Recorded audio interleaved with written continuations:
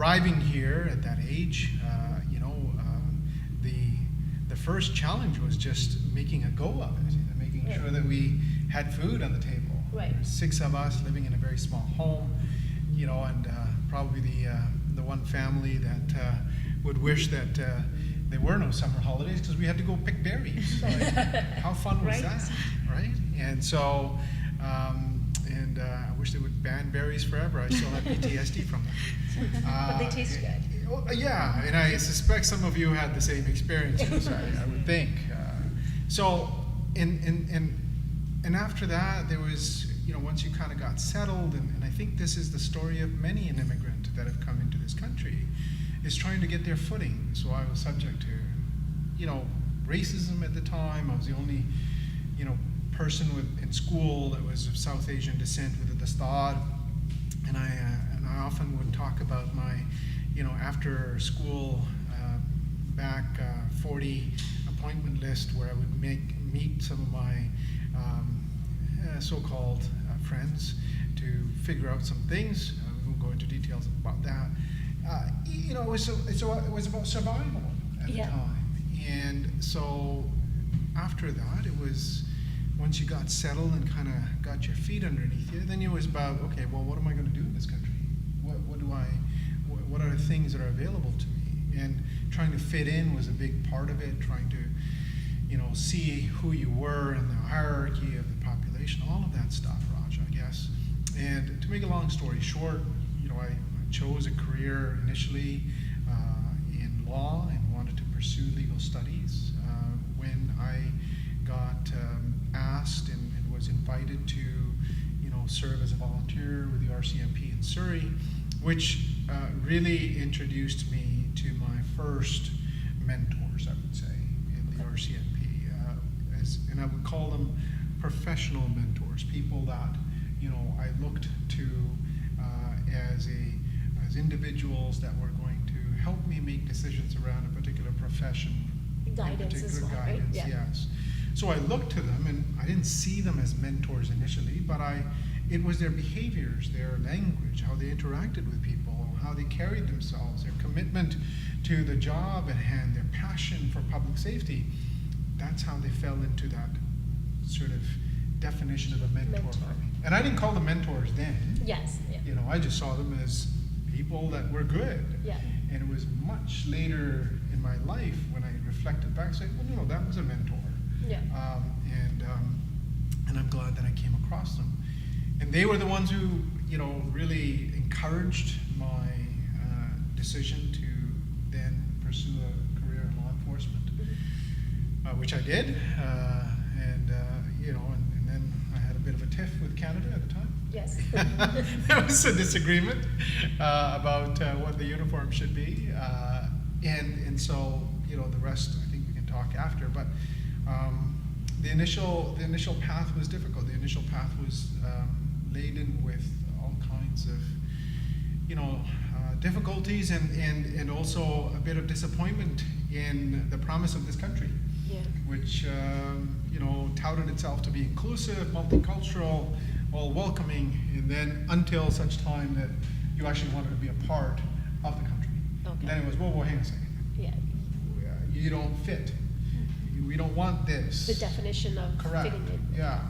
And so unless you look like this, you can live here, but you're not really a first-class citizen, you're a second-class citizen. So those kinds of conversations I've had with myself over the years, looking back and reflecting on how I was treated, we were treated, how the racialized communities continue to be treated in some instances, and we're still trying to make gains, in this country. We're further ahead than many, but I think we still have a long way to go, and there are areas that are still dark when it comes to inclusion and diversity.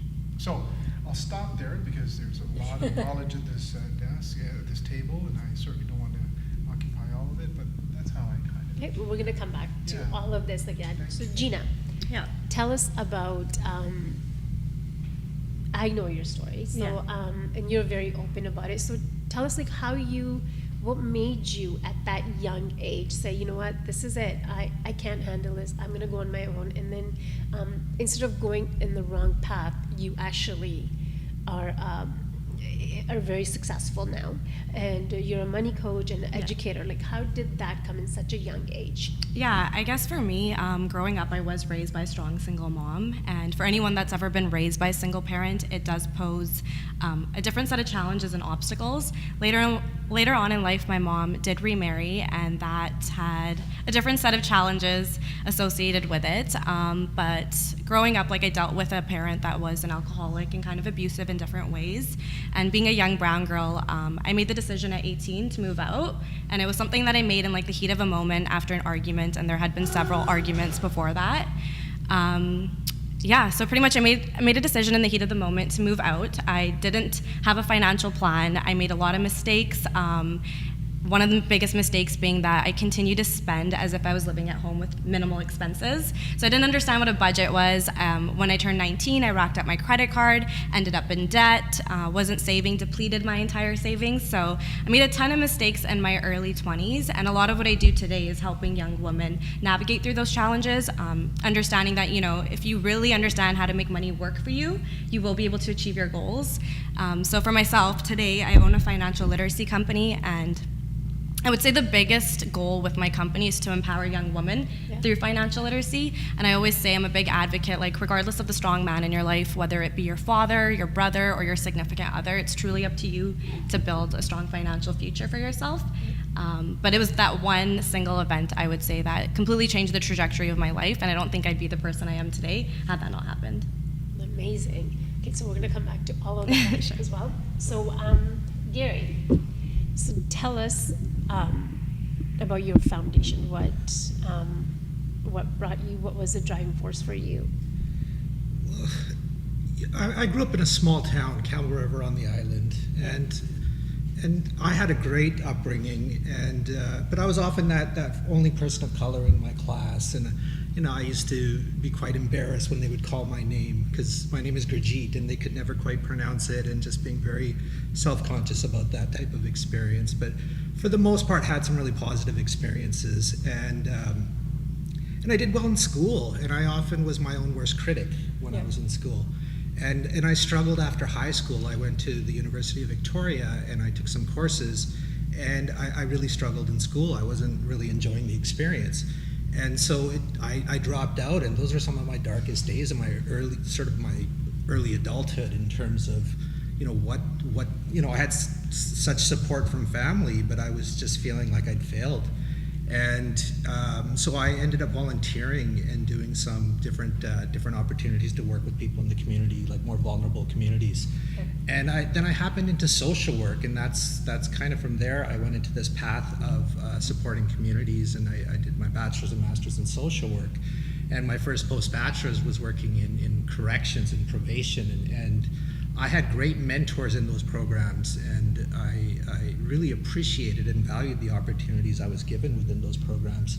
And this was in the early 2000s when I was in that work, and this was when we were often hearing about issues in our community, for example, for sure, like in youth violence, and substance use was a concern, and in intimate partner violence, domestic violence. And I started to think, like, okay, like there's a lot of things I'm observing. I'm working with a lot of these communities. We need to do more for these communities. And so much of what you both have said just resonated in Baltej when you talk about some of these systems. I would talk about these as I started to slowly advance in my career. I would talk about some of these issues I would see, and sort of bring it to different tables. And I would often hear back like, yeah, you're right, but unfortunately there's nothing we can do. And that just didn't sit well with me, that we have these folks that are struggling, and we have intergenerational traumas within our families. And often the response when we're trying to address this is, yeah, okay, you're right, but there's just nothing we could do. The status quo continues to be maintained. Yeah. And so I decided at some point, and maybe I was a bit burnt out, I was certainly to some degree fed up with those responses, and I decided to start an agency, a nonprofit that was really focused on working with not just our community, because I certainly saw these issues were cross-cultural and across all communities, and I certainly wanted to help anybody that wanted help. Another struggle I've always had anywhere I've worked is having to turn people away because they didn't quite fit the criteria, they weren't the right age, they weren't the right They didn't have the right diagnosis, and I struggled. I'm like, here's people that are asking for help. Yeah. And I have to turn them away because they don't quite fit all the check marks. So started up an agency that was really just meant to be low barrier for anyone that needed help. And that's what I've been doing for the last few years. That's amazing. So what's the name of your foundation? It's called Moving Forward Family Services. Yeah. And so, again, I can be stubborn at times because initially I was like, well, I don't want that funding from, the government, this and that. But then I've also realized, it's important to have that outsider stance. But if you want to grow and develop and have some infrastructure, then you have to you gotta compromise in some ways. Yeah, not your values, but certainly things that we can do. We can still work collaboratively because I think people genuinely care. Systems, I sometimes wonder if they do. I don't necessarily think they do, but people do. So if we can find common ground and common dialogue, then I feel we can go from there. I read some of your articles, so I see when you say you were frustrated. It came through and it resonated that you're right. We have to follow the checklist, and especially when you have government-funded programs that they look for certain criteria, and especially in institution settings. So it is, but it's so nice to have that you don't have any requirement for your funding.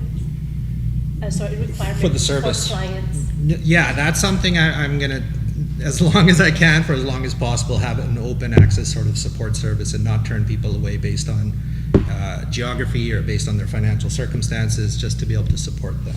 And then there's no ethnic background, so you're just helping all walks of life.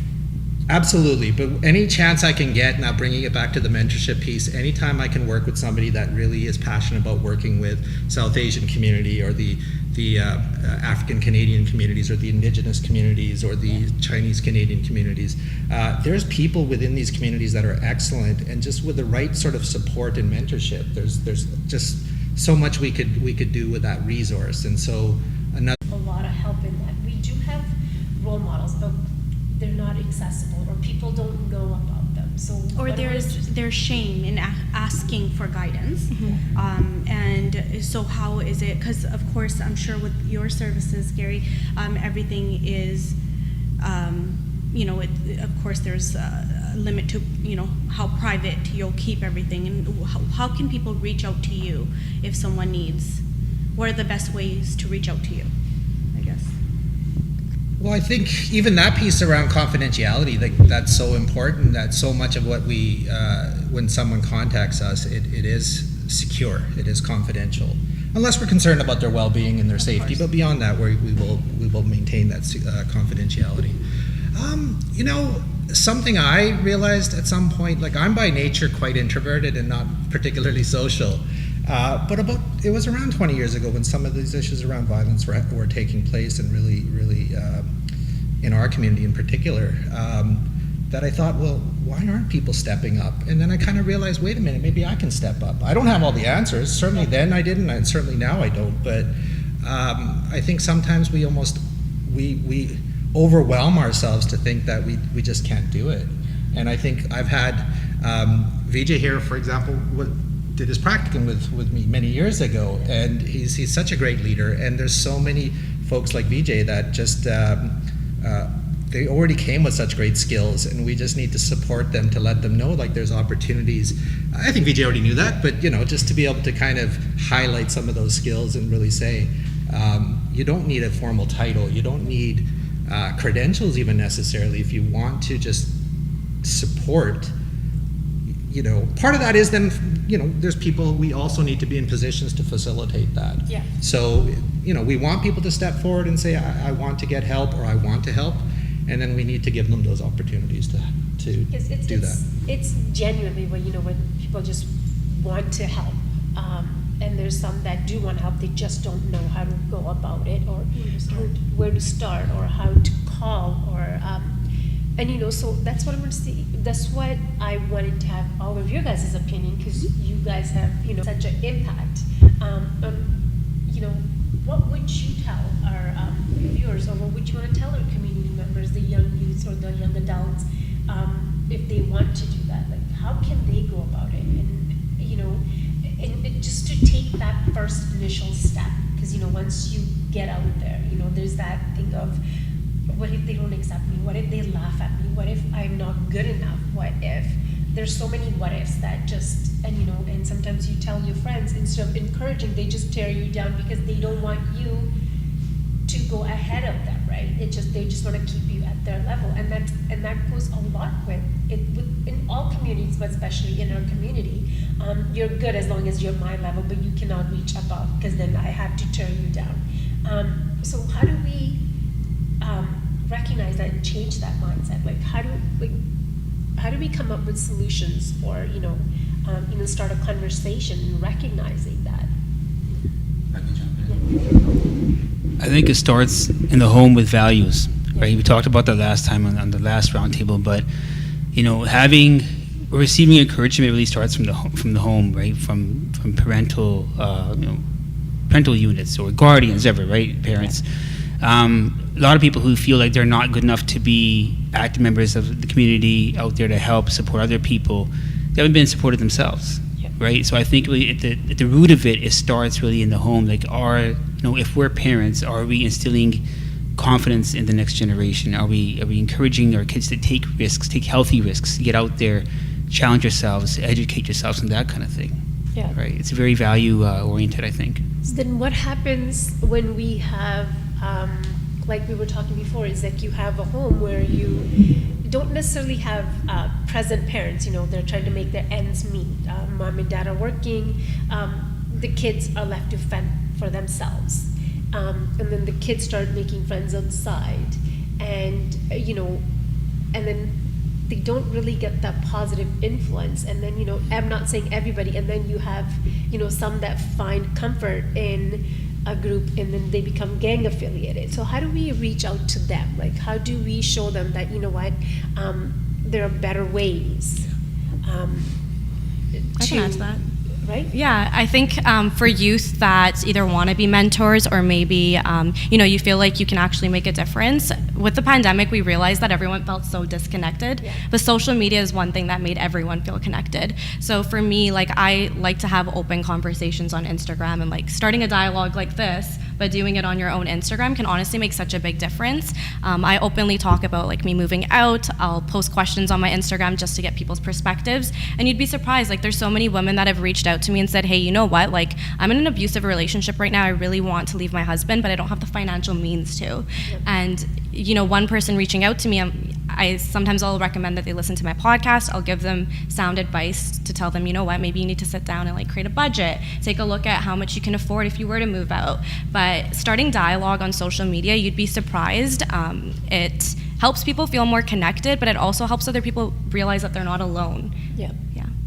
And I think social media is definitely a good place for even people like you, Baltej and Gary, for others to reach out. And sometimes people just feel a little bit more safe, I think, behind a screen and reaching out, because you can't see who they are. So and the rejection is not there. So whether you reply back to that DM or not, they've already expressed their feelings, said what they needed to, and now they're just waiting on, okay, is this person going to reach out to me? Because if they do, great, right? But if they don't, then they move on, and they try to figure other things out. But when it comes to mentors, I'm sure you guys, when you guys were starting your journeys, there was, of course, something that you saw in the people you looked up to. So what was it that, what is it that you saw in the people that you were saying at that point you didn't think them as mentors, but now when you look back at it, you're like, okay, yes, I looked up to these people. They were very successful at what they're doing, and they had a way of doing things that obviously you admired. So what was it that maybe you can share with us? So let's circle back to what Vijay said, values, right? Because you can have good mentors and you can have bad mentors. Because I've seen them both. Absolutely. Right? So what resonates with you ties it back to the values you carry, and also the values that have been shared with you. Applaud to Gina. My God, the kind of trials and tribulations that she's moved through and succeeded and victorious. This is not a victim. This is someone who has been victorious. Yeah. You know, she absolutely personifies that and has taken charge of her life. There are few that have that kind of very clear sight line of their path ahead. Many succumb to that type of pressure and issues because the other path would have been drugs, alcohol, bad sort of company, and taken down a very dark path, right? And grateful to the Creator for in your own wisdom and ability to move through all of that and see the light beyond the darkness. So that's wonderful. Look, there's accountability and responsibility here that is at a number of different levels. So I'll come back to that question in a second, but values is something that ultimately becomes our compass. Which direction are we going to take? What is it that we hold important to ourselves? So we have value-based way of life, Sikhi. So there's a lot of information there and practice there, which I lean on daily and is an important part of my life. And those are anchors there. My family, we live by a principle called DING, dignity, integrity, nobility, grace. If it's not dignified, not integrity, not noble, not graceful, we don't look at it, we don't touch it, we don't hear it, we don't taste it, we turn our back, we run away. And that's the test. Is it dignified? Is it integrity? Is it noble or graceful? And so my kids were raised with that. We learned that. We held each other accountable on those 4 principles. So I share that with others as well. But that also came from my parents. My parents held me to those values. So when I looked at these police officers, I saw within them the values that my parents shared with me and the people that I grew up with. And they were reflected. And that's how that became easy to say, this is somebody I want to be closer to. But here's the other part. I'm grateful that I had parents that, were there and were able to inspire, uplift, elevate, and seed into me all of those different skill sets. Gina did that, unfortunately. And there are many other children like that. But where is the community? Where are the leaders? We have institutions in our community that you can walk a mile any which way in Surrey and you'll come across a gurdwara, right? So what is their responsibility? What have they given back into the community? Can anybody go into a gurdwara and say, I'm in trouble? Because that's how that institution was set up, was to be able to receive that person who was in trouble. Yeah. And to say, yes, we're here. How can we support you? But that's not there. Langar is there, but Yeah. the rest of it is not there. So there are areas that we can improve on, and I think people like yourselves, Gina, Vijay, others, we need to hold those folks accountable. And I'm not, I'm stereotyping. Obviously, I'm painting everybody with a very broad brush here that every gurdwara is like that. I have seen gurdwaras and committees that have stepped up. They have parenting classes because, folks, let's face it. I mean, parenting is not. Yes, it's hard. It's not something you're born with, right? I You mean, learn every day. there's some skills there that you gotta, Yeah. somebody's gotta teach you some of this stuff, right? And so parenting classes is so critical, especially in this time and place and this space where we have generational gaps. You're coming from a different part of culture, life, traditions, country, absolutely, deposited here. Completely different cultural values, systems, and ways of life, and you're having to negotiate that with all the tools and inability to really understand the threats that are coming in front of you for your children and for yourself. And then they fall into those trappings, and it's too late, and then I get a call, you get a call, everyone here gets a call, say, "Sada munda saadi gal nahi sunda hai yaar. Yeah. वो साडी कुड़ी पता नहीं कित्थे हैगी है," Yeah. right?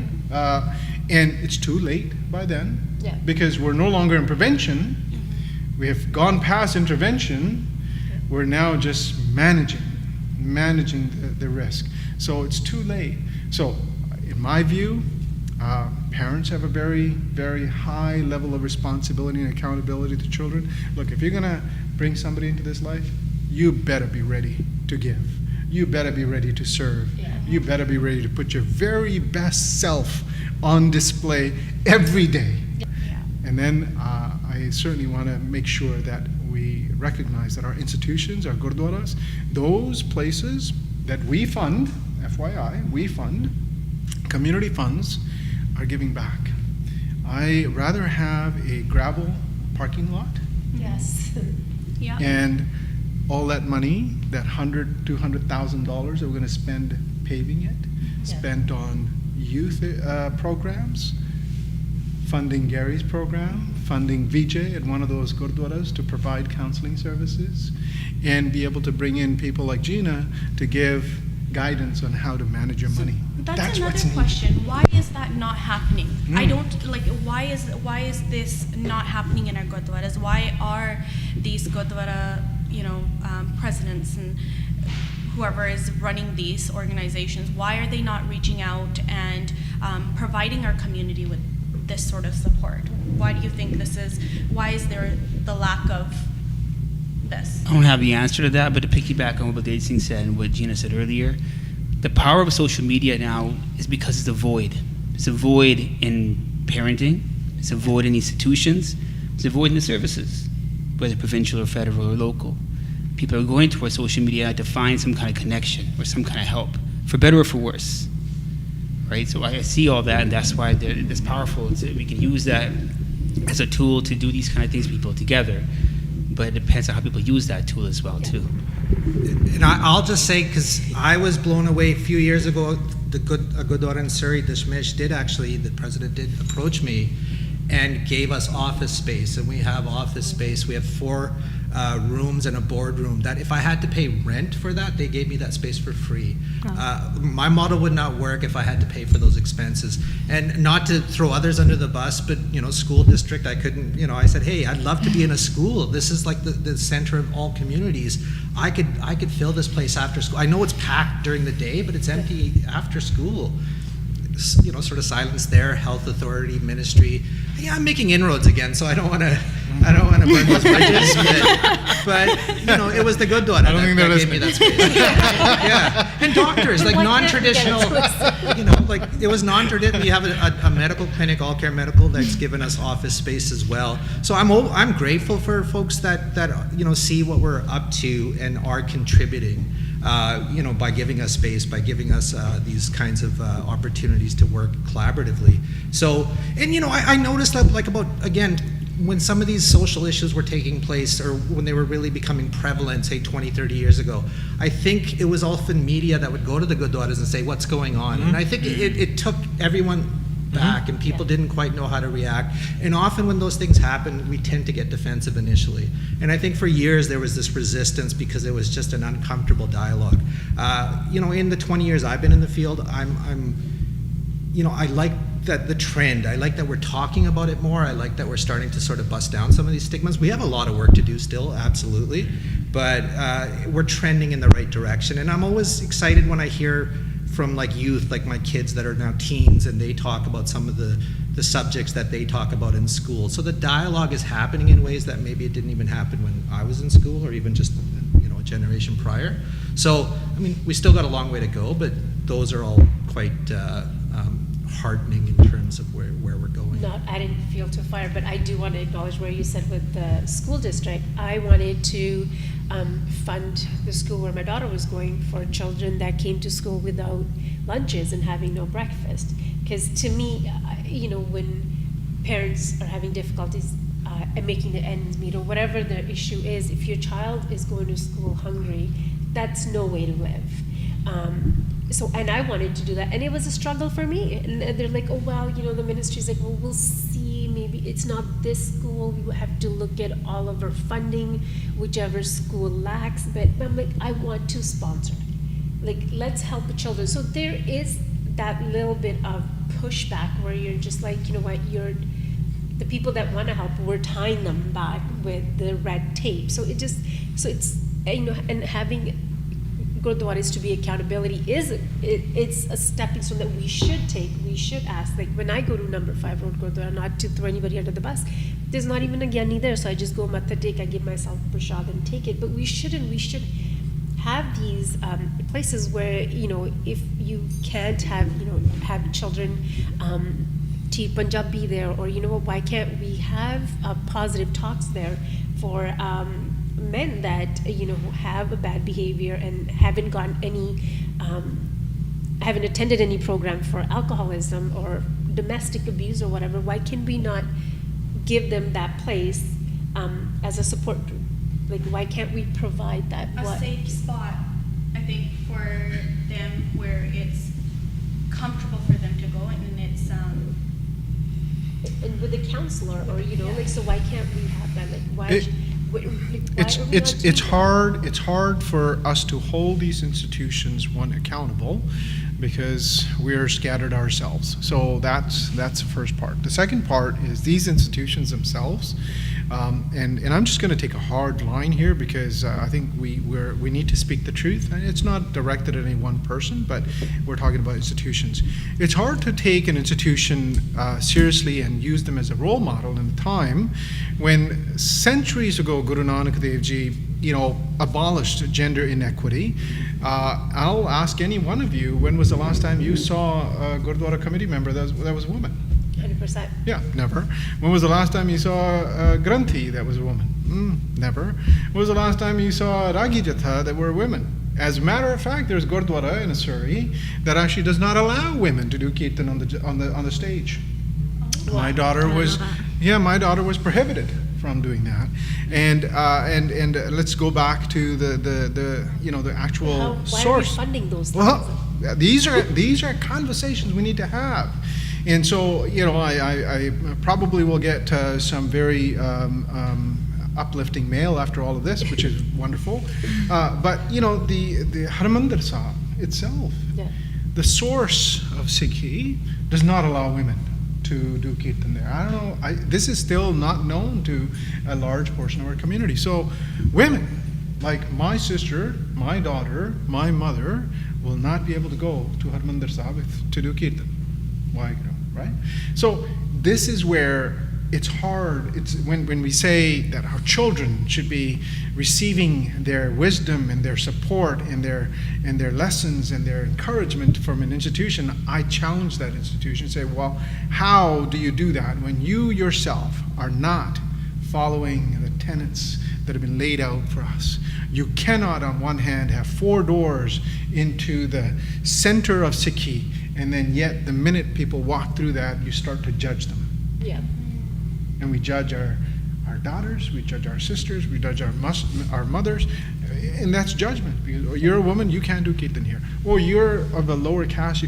So these, when we talk about things that our children are suffering from, whether it's gangs and gun violence and all of that, I want us to understand that that type of behavior and that type of non-acknowledgement of the teachings and instructions of our gurus plays a role, because the gurdwaras are not inviting. How many of you here, and we'll just take a quick poll, say, I love going to the gurdwara because the Gyaniji there is so friendly? Yeah, no, it's not the case. I've That's never had a Gyaniji talk to me. Same.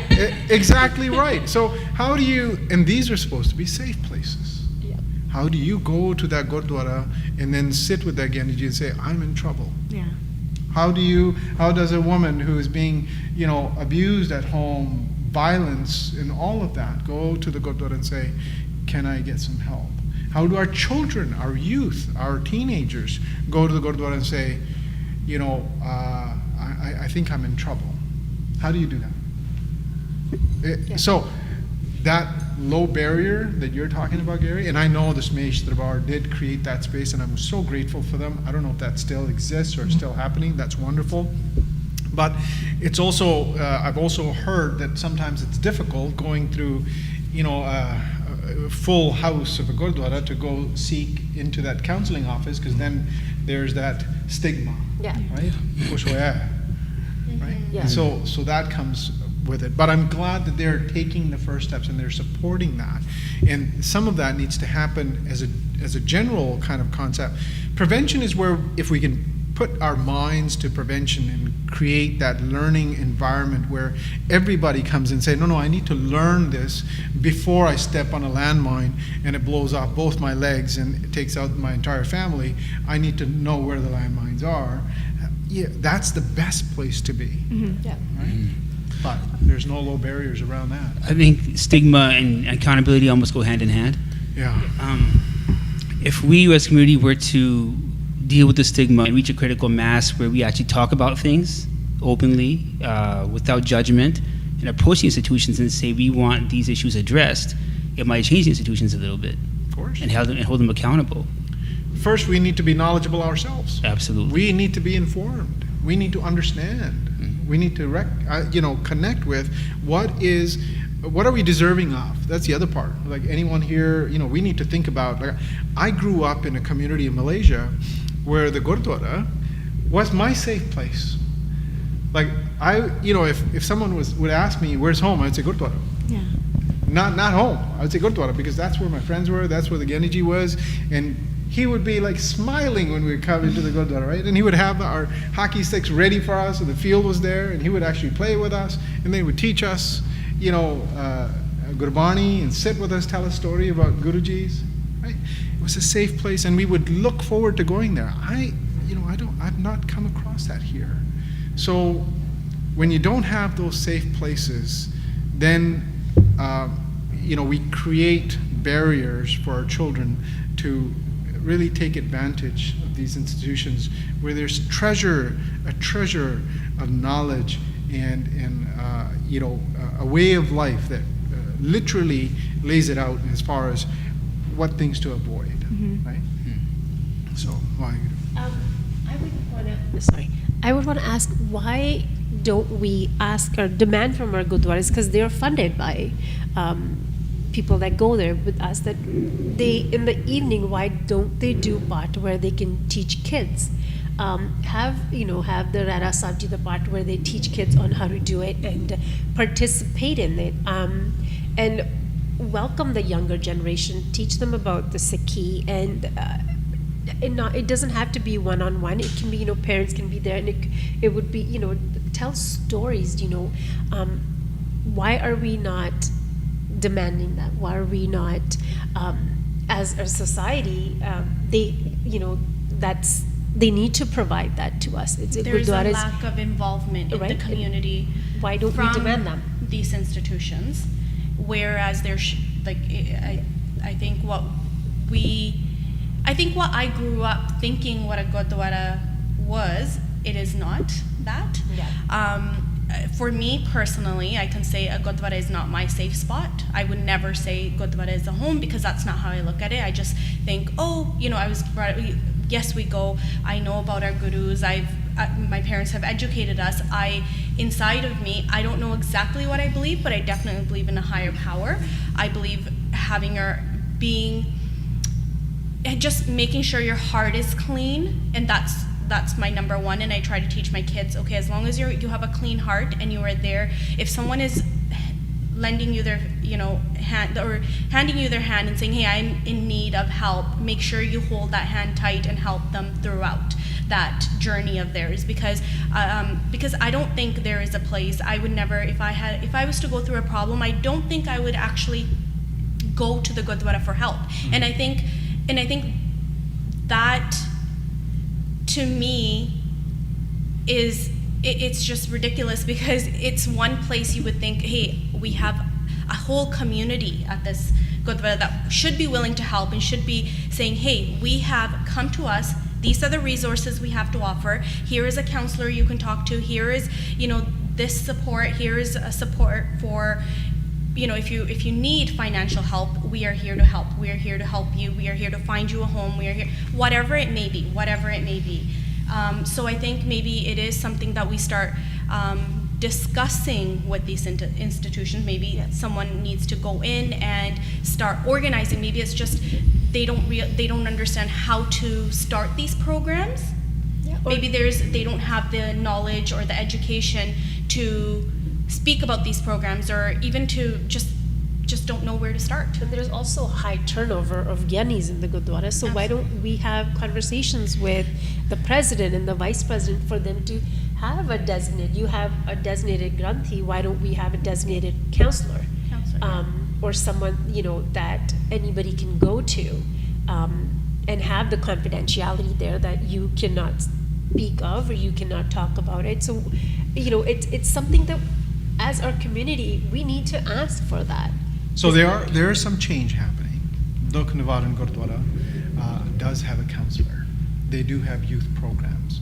They are creating and they're lowering their barriers. They're creating safe spaces for children. Look, and that's wonderful. The Gyaniji there is very progressive. He interacts, and they've made mistakes as well. They've stepped into their share of landmines, and they've been held accountable for it, which is great. The community, questioned them because there was a Babaji who came from India who was sitting on stage and basically said that if you're menstruating, you shouldn't be coming to the Gurdwara because you're dirty, right? So, 100%, Waheguru, and that is exactly the reason why they don't allow women to do kirtan in Harmandir Sahib, when Baba Nanak actually said the complete opposite of that. So, but they were challenged, they were held accountable, and I'm thankful to my sisters who said, you better, and that was the end of that. And there was other granthis that came to that conversation and held that person accountable as well, which was great.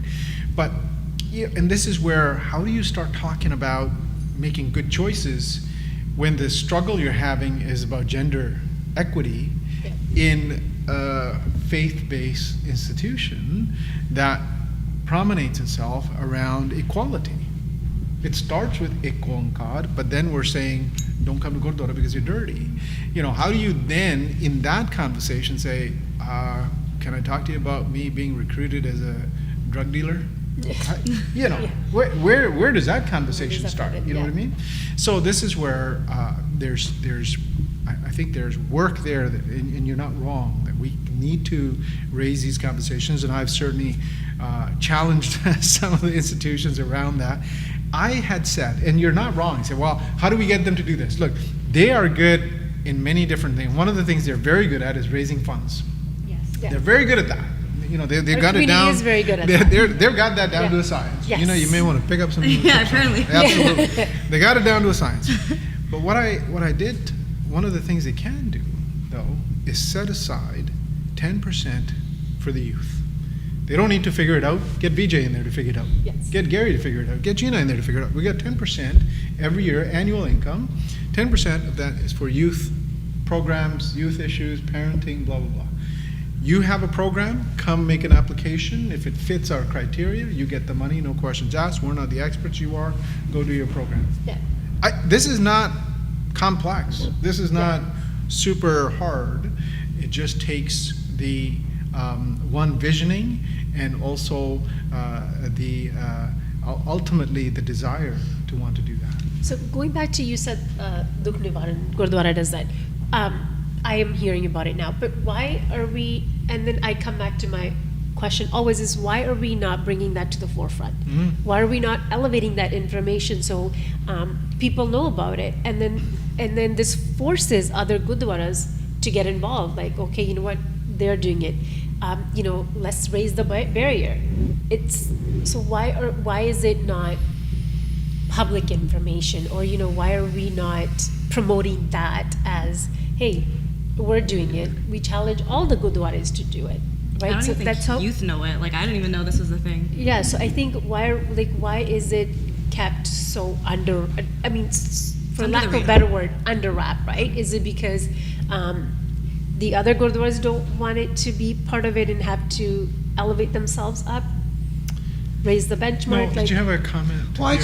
it's a huge issue. My thought is sometimes they don't quite know how to reach that audience, and they tend to be like, this is, I understand, and I can some degree accept, like they would often say we're religious institutions and that's what we do. I think it has to go beyond that, and absolutely, and so all I'll say, and I'm not trying to defend the Gurdwaras, I agree with what everyone said here, is I'm seeing them doing a lot more over the last while, and there's still certainly more room. Yeah. I don't think we want to let our systems off the hook, and that's the part that I struggle with, because I look at the population of Surrey, for example, or even Lower Mainland, Fraser Valley, treatment centers for substance use. There's been one that's existed for decades, and that's it. Even though the numbers continue to rise and the suffering continues to rise, the number of youth that die, and I was somewhat disheartened as I'm listening to this, because I think there's youth that, okay, maybe they're not getting the support from the gurdwaras and the families necessarily, but they're also not necessarily getting support from the school-based services or from the health authorities or the ministry. So, and I often say this, like a lot of within our communities, they often still come from two-parent households. They look, they're well-dressed, they're well-fed in most cases, so they're not going to look vulnerable. So often when there are resources, it goes towards the more obviously vulnerable youth. And I feel like for generations, a lot of these youth have fallen through these significant gaps, and too often we kind of just shrug our shoulders. And I've been guilty of that, being part of the system, sometimes saying, oh, they don't really come out for help. But then I started to think, well, wait a minute, maybe we need to do something different to try to reach these communities and these folks. We can't just say we're open Monday to Friday, 9 to 5, come see us, when most of them are probably working during that time. And on top of it, if they do actually come Monday to Friday, 9 to 5 and take a day off, we're gonna just take their name and say, we'll call you in 9 months or a year. Our systems, and again, I've been part of that system, have failed these families in so many ways. So there's personal responsibility, individual responsibility, parental responsibility. Places of worship can do certainly more, but let's also not let those systems off the hook. No, and this, brings me to the other thing I want to discuss is our community. Like you brought, we raise money. We've raised money for a lot of things, especially the hospitals, and nothing against them. And I am very happy to be part of this community where we do so well. But why are we not taking initiative to raise money for our youth, our domestic, the women that are in domestic abuse, not just women, men as well, in relationship. Alcoholism is a big thing. Depression is a big thing. Why are we not raising money for these things? Because it's so stigmatized, because nobody wants to, in our culture, be associated to depression. Alcoholism, and they say, depression is still understood as the Magdi Bamari, right? It's not. It's imbalance in your brain. So why are we not raising funds for that? Why is, so that's what I want to talk about, is that, and that's where I say, like, mentorship is so important, because we need our youth, it has to start from somewhere. And so I believe that, we need to educate our community that, there's different areas where we can improve, because we need a lot of improvement in our society, in our community. And I hate to keep bringing it back to our community, because before you go help outside, you got to fix your broken home, right? We can't be leading by example, because we're broken ourselves. So let's fix our own house is on fire. Why are we not putting it out before we start fixing other things outside? So that's why I want to, why is it, do you guys think, that we're not raising money for these kind of things that we have, mental health, alcoholism, domestic abuse? I don't think there's an actual answer for that. Yeah. I don't think there is an actual answer to why we aren't doing this, because maybe we just don't have someone that has stepped up to be like, hey, we have all these funds. Let's start dividing these funds, and let's add this extra category of where these funds are going to go. Let's have this, account or whatever, and these funds are going to, and as Baltej mentioned earlier, okay, let's have these funds for our youth. Why not have parents who are struggling to make ends meet? Why are we not offering their children, why are we not setting up extracurricular activities for these parents where they can send their children for free and they can come play soccer, come play basketball? Why are we not funding those extracurricular activities for these parents so that they can still work but also offer their children what they might not be able to on their own? And I think that's such a good example. Why are we not doing that? Where is, so, and that's where, I have questions, and I mean, just like me, everyone has questions. So where do we turn to? Where is the leadership? Where is the mentorship? Who are the role models that we can turn to and be like, what, we have questions. What are we doing? So that's what I want to talk about, is that where are these folks in our community that we can go to? Who are these people? And I mean, let's start the dialect going, right? Like, where do we turn to? Where are we? Who do we hold responsible? I think maybe having, younger generation be a part of these institutions would be a start, because the younger generation can relate to the younger generation, relate to the next generations. For example, Vijay, for example, if you were to step into this institution and say, hey, okay, I'm going to take over this, and this is what I have to offer. This is what I can offer the youth. I feel that, the younger, 16, 17-year-olds could probably relate more to you than to a Gyaniji at the Gurdwara who has been there for years. And, maybe it's the language barrier too, because the teenagers now, I have nieces and nephews who don't speak fluent Punjabi, and they can't vocalize their feelings or what they want to say, even to their parents. Right? So maybe it's time for a change, but it just... We need to prioritize what is important to us in our community. I don't disagree that having young people becoming involved in these institutions is a good thing, but I don't know if that's the complete answer. We need to first prioritize what is it that our community is in need of. Is it more, harm reduction services? Is it more counseling? Is it more parenting skills? Is it more, around supporting children that are at high risk and providing them with support so that their trajectory is towards a protective type of life ahead instead of, going into a risk-based life ahead, and identifying what those strengths and weaknesses are so we can support them. So prioritizing is important because we certainly prioritize every year how much money we're going to set aside for Vaisakhi, Yes. how much we're going to set aside for, Diwali or Bandi Shor, which is happening now, how much we're going to set. We prioritize, but I would like to see a budget line item in there that speaks about, okay, what's a priority? Because, I would love Vijay to be a part of that institution, and one of the recommendations that I had made some years ago when I was working the RCMP and helping advance some reduction and risk reduction programs was that the Gurdwaras get together and pay for a full-time counselor that can be shared amongst the Gurdwaras, a youth counselor, right? And pay that person well, put them into that 6-figure, because Vijay needs to be successful. We can't, because that's the other thing that we have. Chalo seva kar diyo. Right?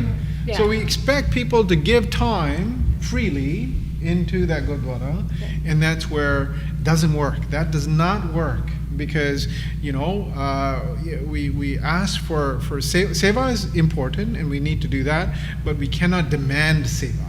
Yeah. And we cannot also put people in a situation where they then compromise their livelihood and their family and their children and their plans ahead. That doesn't work. So even if you were to advertise tomorrow that 6 Gurdwaras coming together and they'll pay $150,000 for a youth counselor to service the Lower Mainland, right? I would be concerned of if who would come forward, because they're saying, well, how long is this going to last for? Yeah. Is this a 2-month program or a 6-month program, or Because the funding needs to be guaranteed. Correct. Full time. Right?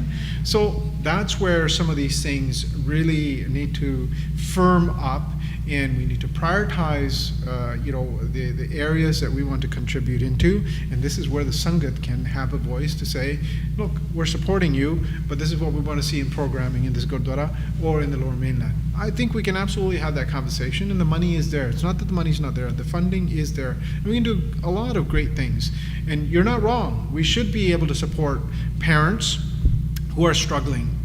We live in the Lower Mainland where, an average home is $1 million. If parents are not working 3 jobs, they're not going to be able to afford a home. So I don't blame parents either for having 2, 3, 4 jobs to make a good life for their children, which they didn't have for themselves. But what that does is that you now have an absent parent and a child that is now exposed to all kinds of risk. And that takes us back to classes for parenting. Correct.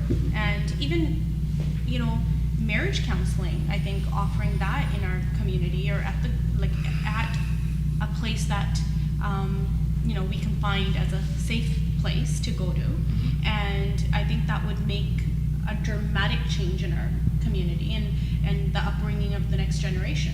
100%. So look, and I've said this in the past. We give scholarships to kids after they graduate grade 12 for a 4.0 average. Yeah. That kid's going to succeed. You don't need to give that kid another $25,000. Yeah. They're good. They're going to be doing just fine. What we need to look at is grade 10, grade 9, where children are struggling to do their math, do their sciences, do their languages.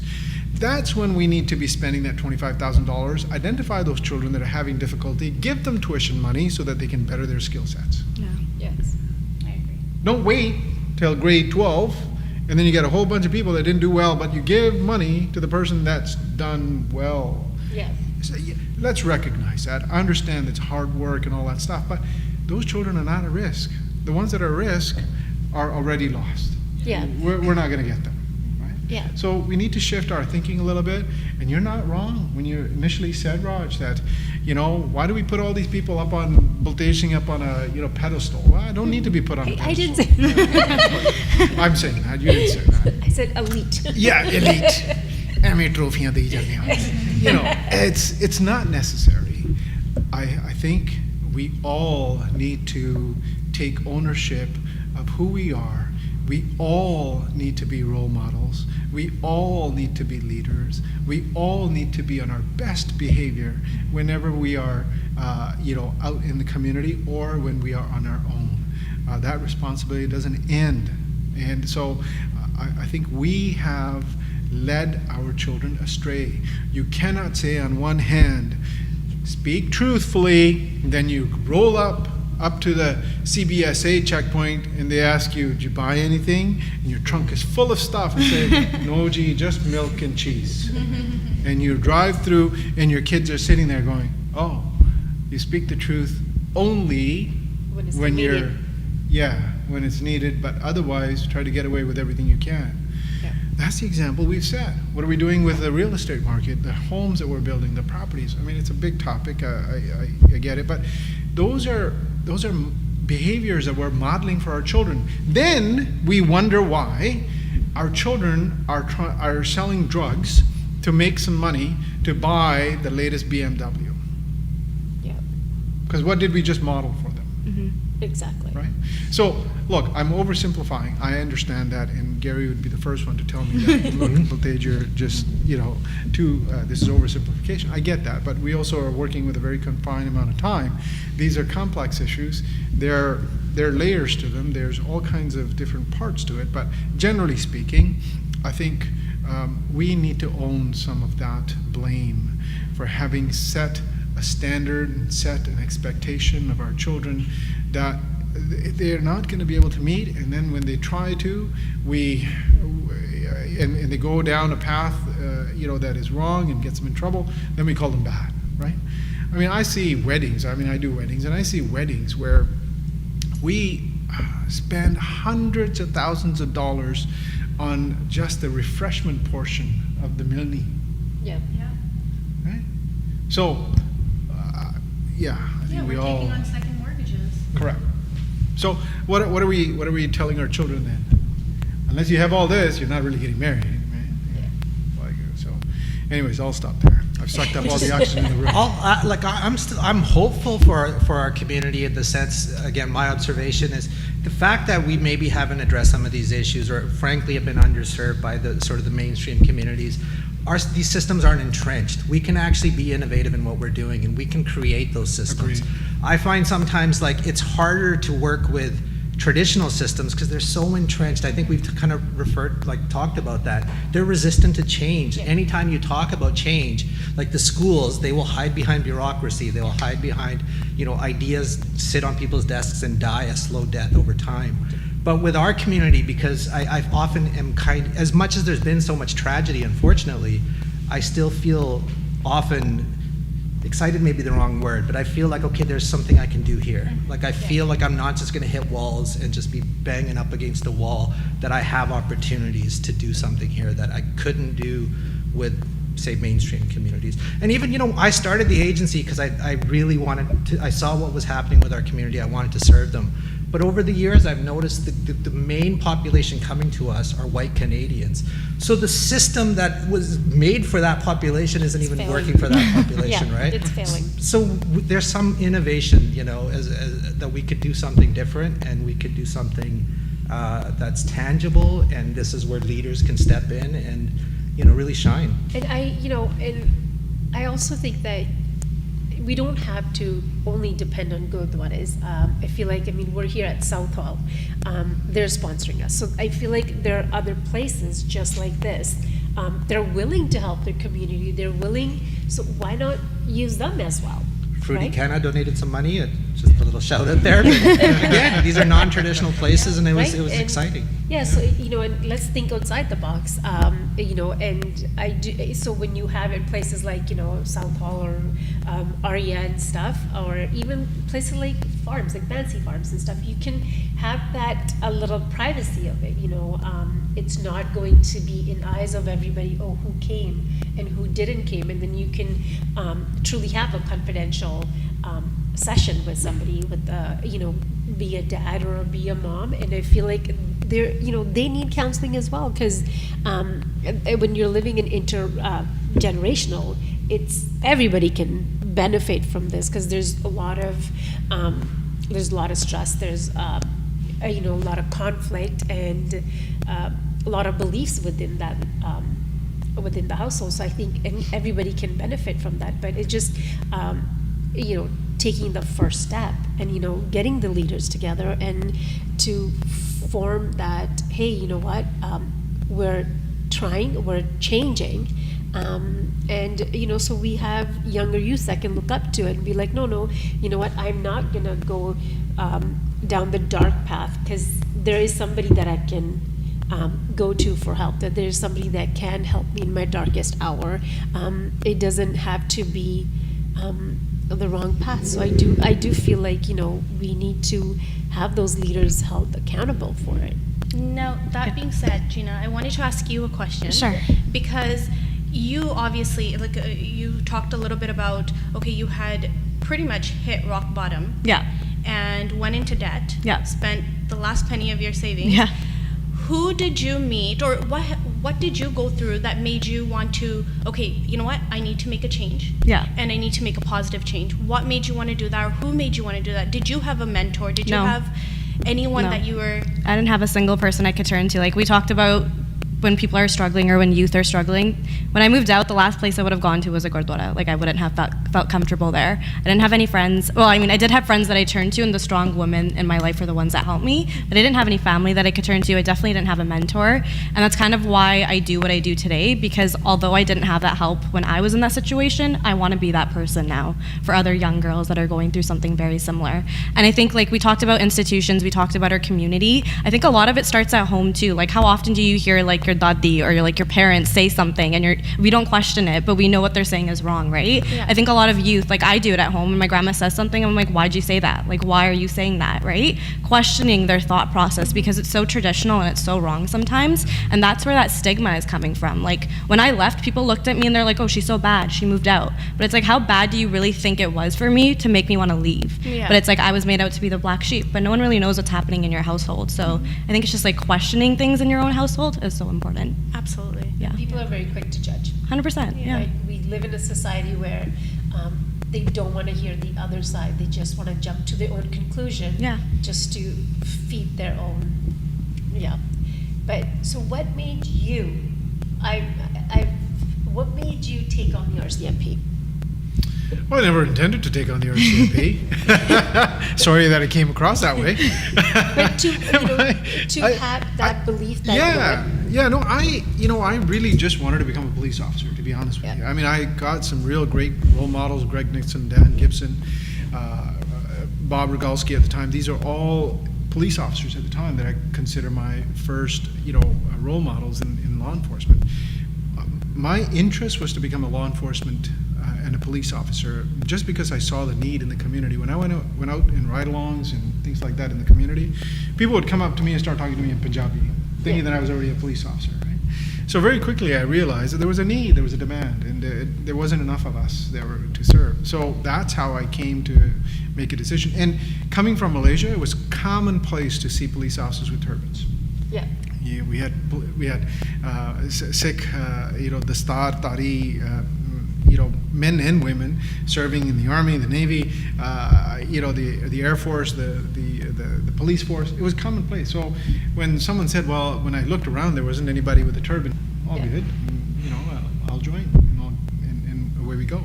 Little did I know it was going to be this huge, sort of controversy that comes forward.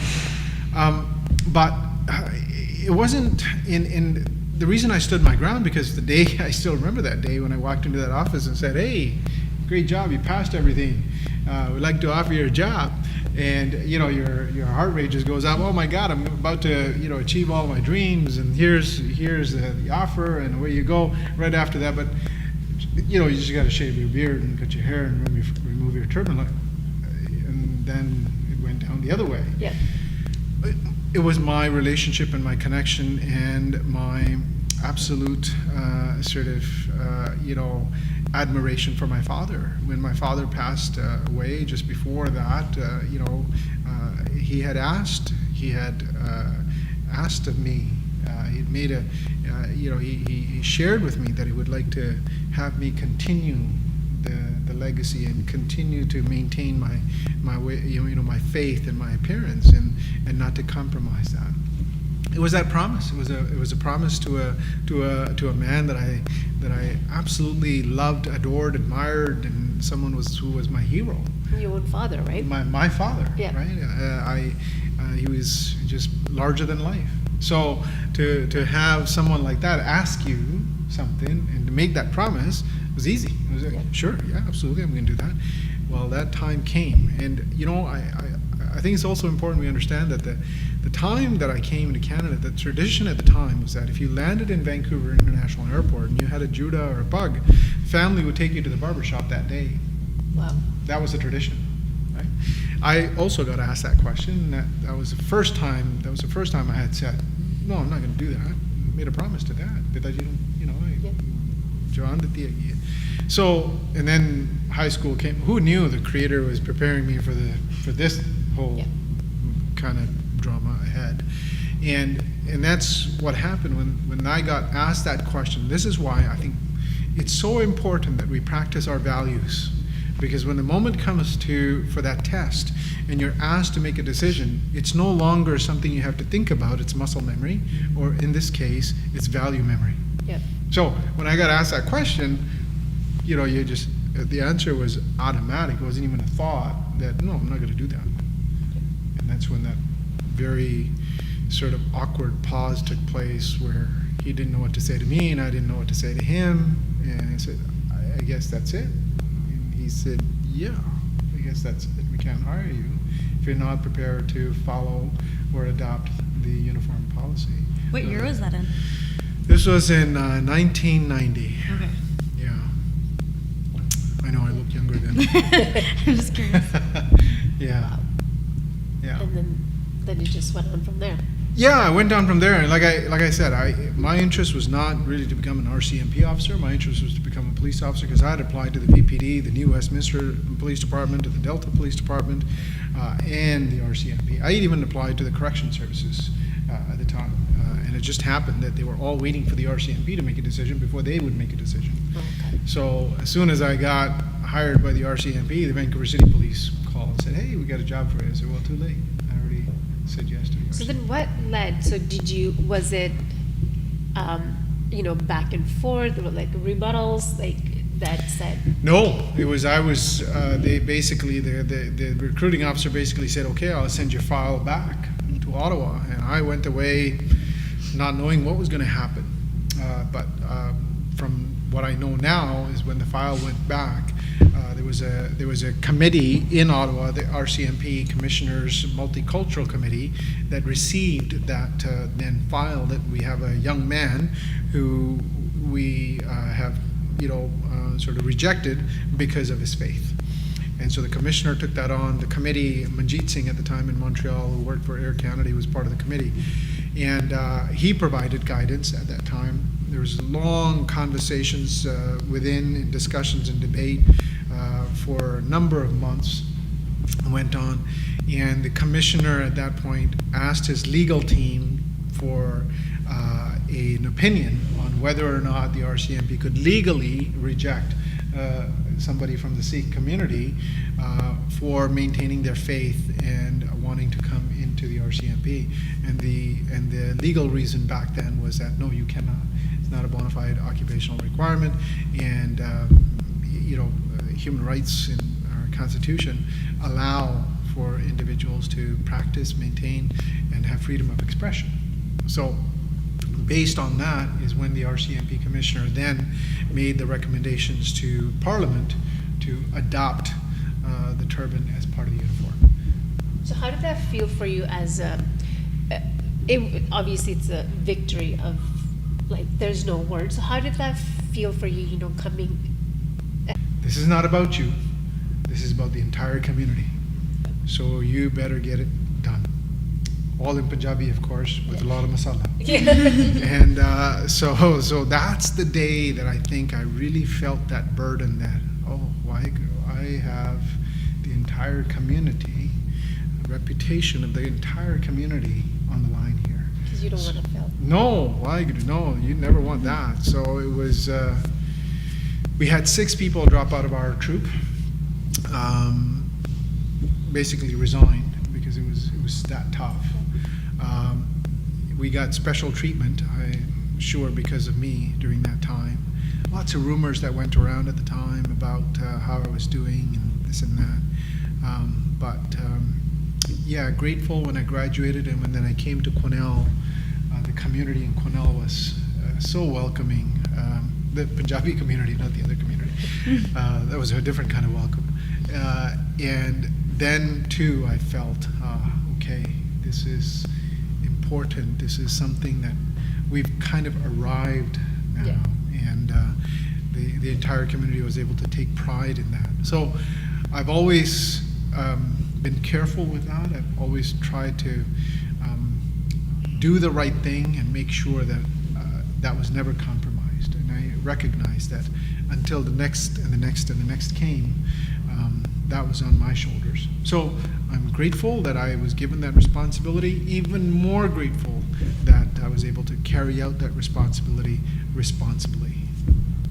So I know we're going too long, but so I would want to ask. Roti bhi khani hai. Yes, yes. I'm going to feed you guys. Yes. So I do want to ask Isaac. So what is your advice to youth and young adults and to all, as in when they want to pursue their dream or they're lost? What would you say to them? Yeah, are you kidding me? Look at these folks. I'm getting to them too. Yeah, these are the role models. I'm getting to everybody. I'm the oldie goldie right now. Like, I guess my advice is this, and you've heard it here: be courageous and clear about what it is that you want to pursue, right? And then pursue it, and then follow through with your dreams without compromise to your values and your principles. So it's important first to know who you are. Understand what your principles are. What are your values? Because once you start chasing after a dream, one of the things that will get tested are your principles and your values. And if you're not strong in character, then that's when things can go sideways on you. So absolutely okay to chase your dreams, chase your aspirations, but if you want to make sure you land in a good place, make sure that's tempered by strong principles, anchors, and values. Like I say to young people often, that if you know what your anchors are, and you're a ship in the water, and you throw down your anchors, no matter what storm comes, you'll be just fine, because your anchors will hold you in place. If you don't have any anchors, you're going to end up one side of the room or the other side of the room, and you don't know which side of the rocks, and you'll be crushed to pieces. So if you don't have any anchors, don't go out into the ocean, because it's going to be disastrous. So before you leave out to chase after your dreams, make sure you've got strong, good, solid, clear principles, anchors, values, and a character that'll be able to confront whatever challenges come your way. And then everything is a victory. Even the failures are victories. True. Gina.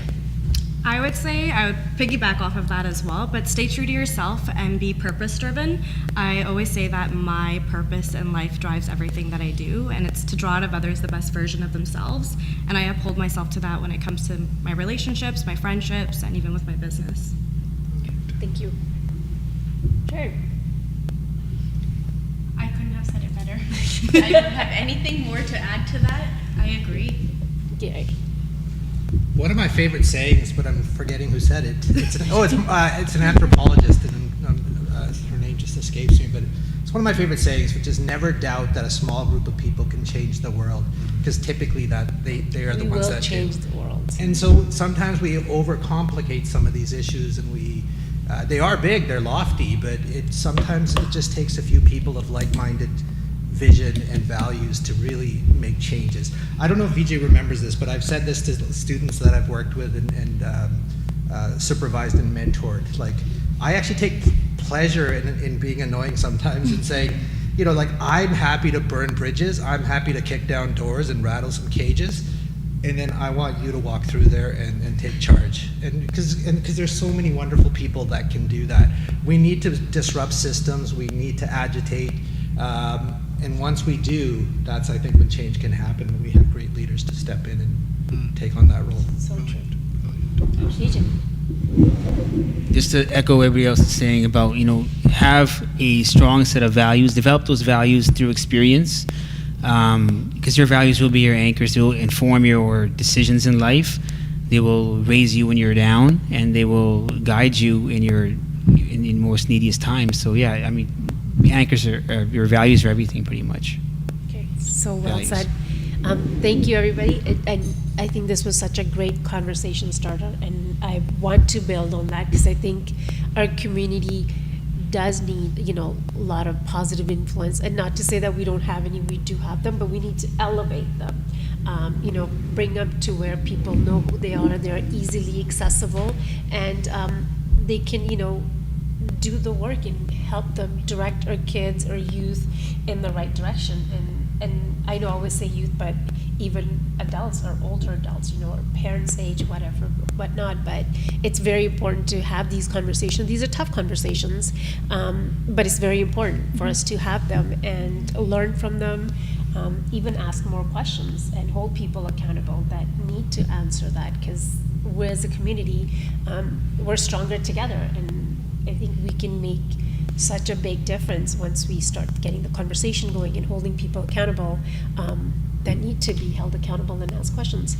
So, And also, I think everyone that's watching today, if there are questions or suggestions, or if you have ways that you feel, hey, why don't we try this, or ideas, please send them to Roundtable. Yes. We are all going to we'll tag Roundtable, the actual page. You guys can follow it.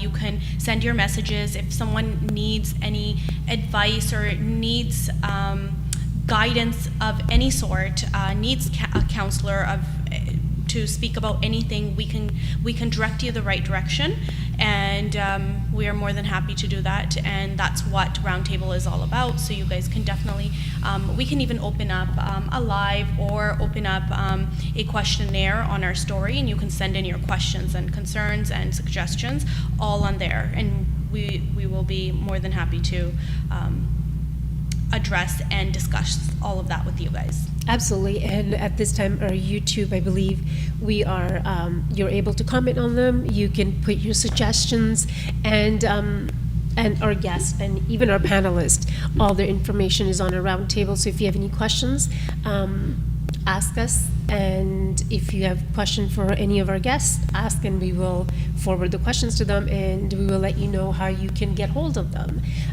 for any questions, direction in life, whatnot. But like I said, this is just the beginning of the start of the conversation. We have a lot of work to do. So like Sharan said, if you have any ideas, if anybody wants to be part of the change, please contact us. And I do want to acknowledge South Hall for sponsoring us here, and Suki from Vidar Studios. So thank you to them, and we will, see you guys next time. Thank you all.